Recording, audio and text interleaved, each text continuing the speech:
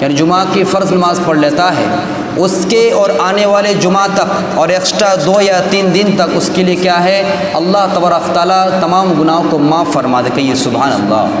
میرے معزز سامعین کرام، اسی طرح فضائل میں آتا ہے کہ رسول اللہ صلی اللہ علیہ وسلم ارشاد فرماتے ہیں، جو شخص باوضو یعنی وضو کے ساتھ اپنے گھر سے مسجد طرف قدم بڑھاتا ہے خالص اللہ کو راضی خوشی کرنے کے لیے، یعنی حمد و ثنا نماز پڑھنے کے لیے، تو رسول اللہ صلی اللہ علیہ وسلم ارشاد فرماتے ہیں اس کے ہر ایک دائیں قدم اٹھانے پر 1 نیکی ملتی ہیں اور بائیں قدم اٹھاتے ہوئے خطائیں معاف ہوتی ہیں۔ سبحان اللہ۔ اور ایک فضائل بتاتے ہیں کہ جیسے باوضو ہو کر کوئی اگر مسجد قدم بڑھاتا ہے نماز کے لیے، تو آپ علی نبینا علیہ الصلوۃ والسلام ارشاد فرماتے ہیں جس طرح انسان حج عمرہ کے لیے احرام باندھتے ہوئے جاتا ہے، اس طرح بالکل اس کو کیا ملتا ہے، اجر و ثواب ملتا ہے۔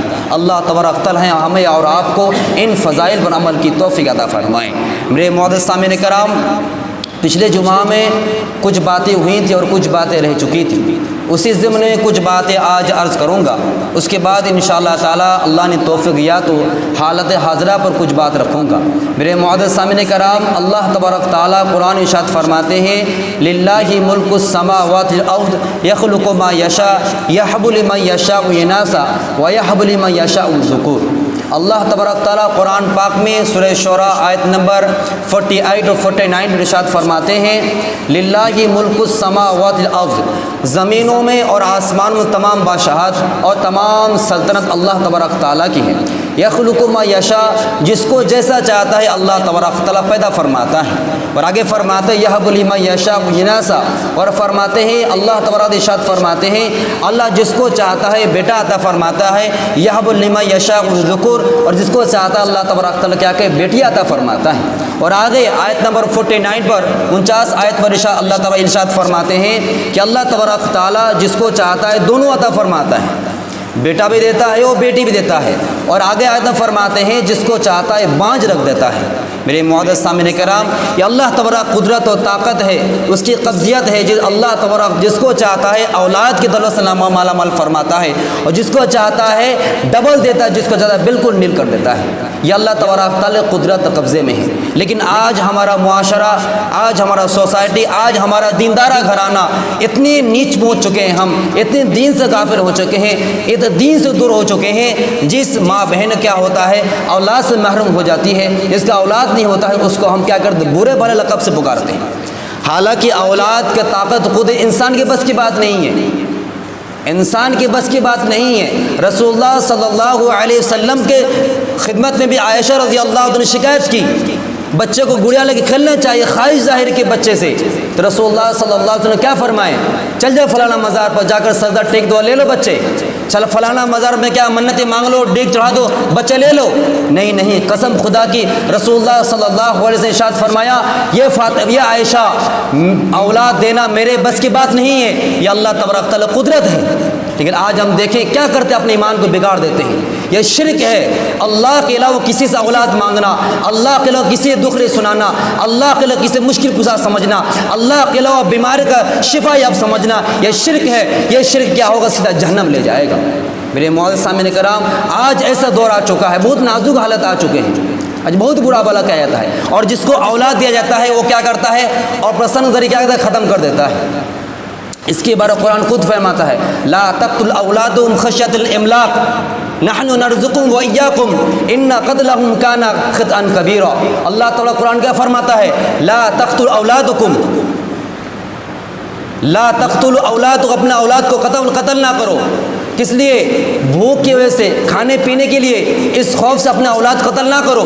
اللہ کیا فرماتا ہے، نحن نرزقکم وإياکم، کہ میں تم کو بھی رزق دیتا ہوں اور تم نے آنے والے اولاد کو رزق دوں گا۔ میرے معزز سامنے، آج بچے کو قتل کیوں کیا جاتا ہے؟ آج یہ بیٹی ہے، پیٹ کے اندر کے لیے بیٹی ہے تو کیا کرتا ہے، پڑھتے یہ دوا کھلا کے مار دیا جاتا ہے۔ اللہ فرماتے ان قتلہن کان خطأ کبیرہ۔ اللہ کیا فرماتے ہیں کہ یقیناً قتل کرنا بہت بڑا گناہ ہے۔ میرے معزز سامنے غور کریں، آج ہم ہر آپ کیا سوچتے ہیں کہ صرف بیٹا چاہیے، بیٹی نہیں چاہیے۔ میرے معزز سامنے غور کریں، رسول اللہ صلی اللہ علیہ وسلم 4 بیٹیاں تھیں، اور بیٹیاں کیا ہوئی ہے؟ بیٹے تماموں کا اللہ تبارک تعالیٰ پیارا ہو گئے۔ کفار مشرکین کیا کہتے ہیں؟ حضور کو کیا کہا کہ کیا نعوذ باللہ حضور پاک صلی اللہ علیہ وسلم دین کو کیا مٹا دیا اللہ نے، ایک بھی بیٹا دین کیسے پھیلے گا، دین کیسے چمکے گا؟ یہ اللہ تبارک تعالیٰ وعدہ ہے الیوم اکملت لکم دینکم کر کے قرآن میں ارشاد فرما دیا کہ دین کو مکمل کر دیا گا، اور یہاں تک کہ دنیا کے آخری انتہا تک دین پہنچے گا۔ کس کے ذریعے؟ صحابہ کرام، تابعین، تابع تابعین، علماء کرام، بزرگان دین کے ذریعے کہ اللہ تبارک تعالیٰ نے پورے دنیا میں اسلام کا پرچم لہرایا۔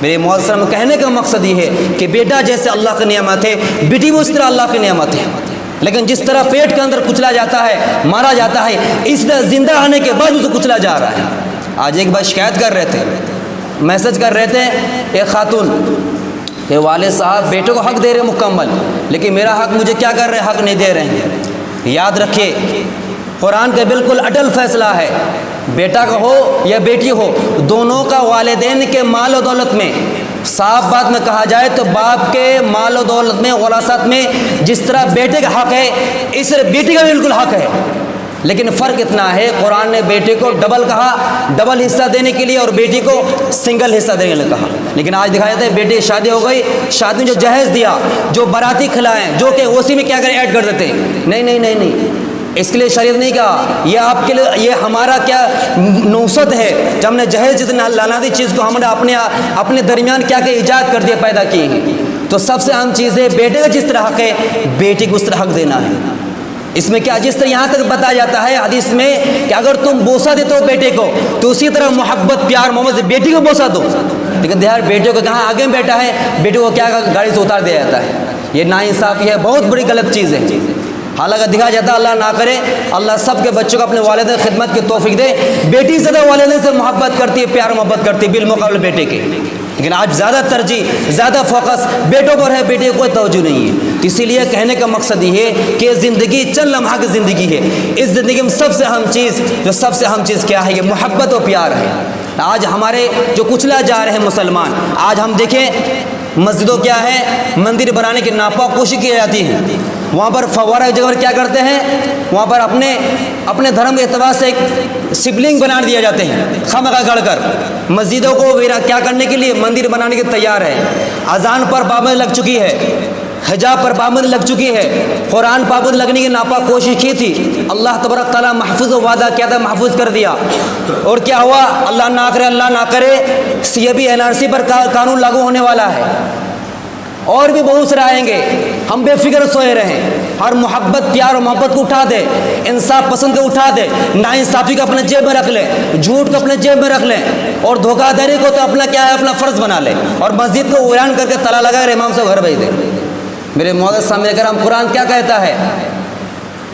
قرآن کیا کہتا ہے؟ ولا تقتلوا، آگے قرآن فرماتا ہے ولا تہنوا ولا تحزنوا وانتم الاعلون ان کنتم مؤمنین۔ قرآن کیا کہتا ہے؟ تم گھبراؤ نہیں، ولا تہنوا ولا تحزنوا، خوف سے نہ ہو، تم ہی سر بلند رہو گے اگر تم پکا سچا مومن رہیں۔ آج ہم غور کریں، آج ذلت رسوائی جتنے کچلا جا رہے ہیں سب سے زیادہ مسلمان ہیں، جہاں کہیں دیکھ لیں، جہاں کہیں جس کنٹری میں دیکھ سکتے ہیں آپ، اسی کنٹری میں مسلمان ذلیل ہو رہا ہے، مسلمان پست کیا جا رہا ہے۔ وجہ کیا ہے؟ ہم کیا ہے، پکے سچے مومن نہیں بن سکے۔ آج مسجدیں ویران پڑی ہوئی ہے، مدرسے میں بچے نہیں ہیں، مدرسے کے محتم صاحب کیا ہے، بلک کر رو رہے ہیں۔ آج بچے کو اسکول کالج میں کیا ہے، یہ بھی ایڈمیشن نہیں کیا جاتا ہے۔ آج دیکھ سکتے ہیں بچے کو نہ ہی دنیاوی تعلیم میں ہے اور نہ اخروی تعلیم میں ہے، افسوس کی بات ہے۔ اسی لیے آپ کو حضرت گزارش ہے اپنے بچوں کو نمبر 1 کیا ہے، انصاف پسند بنائے، نمبر 2 پیار محبت سے رکھیں، لیکن ہاں حالات پر گھبرا نہیں، جو حالات آئے ہیں اور آتے رہیں گے، آ بھی رہے ہیں، آئے ہیں اور آتے بھی رہیں گے، لیکن اس حالات کو ہمیں آپ کو ڈٹ کے مقابلہ کرنا ہے۔ آج دیکھتے ہیں نہیں، پوجا پاٹ میں کیا ہو، تلوار لہرایا جا رہا ہے، کیا کر رہے ہیں، تلوار لہرا ہے، اس لیے مسلمانوں کو کیا کرے جائے، ختم کرے جائے۔ اور کوئی کچھ کیا ہے جو نڈر ہے یا تھوڑا سا ایمان کمزوری ہے، کہتے ہیں کیا کریں، مسلمان گھبرانا پڑے گا، ڈرنا پڑے گا، خوف نہیں، خوف کرنے کی ضرورت نہیں ہے۔ تلوار کا واقعہ ہمیں آپ کو معلوم ہے، 1400 سال سن کر آ رہے ہیں ہم، کتنا سال سے؟ 1400 سال سے پہلے، 1400 سال سے لے کے آج تک سنے آ رہے ہیں کربلا کا واقعہ۔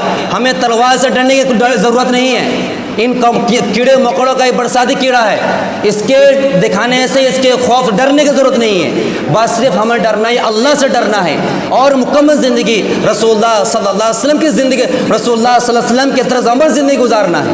پھر معزز سامعین کرام، قرآن خود کہا ان صلاتی و نسکی و محیای و مماتی للہ رب العالمین، ہمارا مشن، ہمارا ٹارگیٹ اللہ کے لیے نہیں ہو رہا ہے، تب جگر آج اور کیا ہم کیا پریشان حال ہو رہے ہیں۔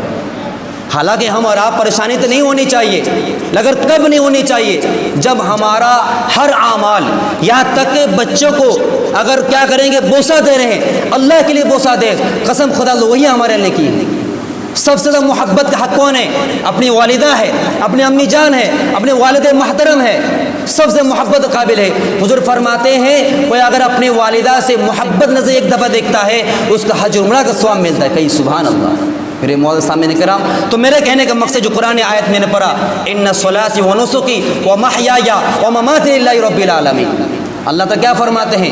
میری نماز، میری تمام عبادتیں، میرا جینا، میرا مرنا سب خالص اللہ کے لیے ہے۔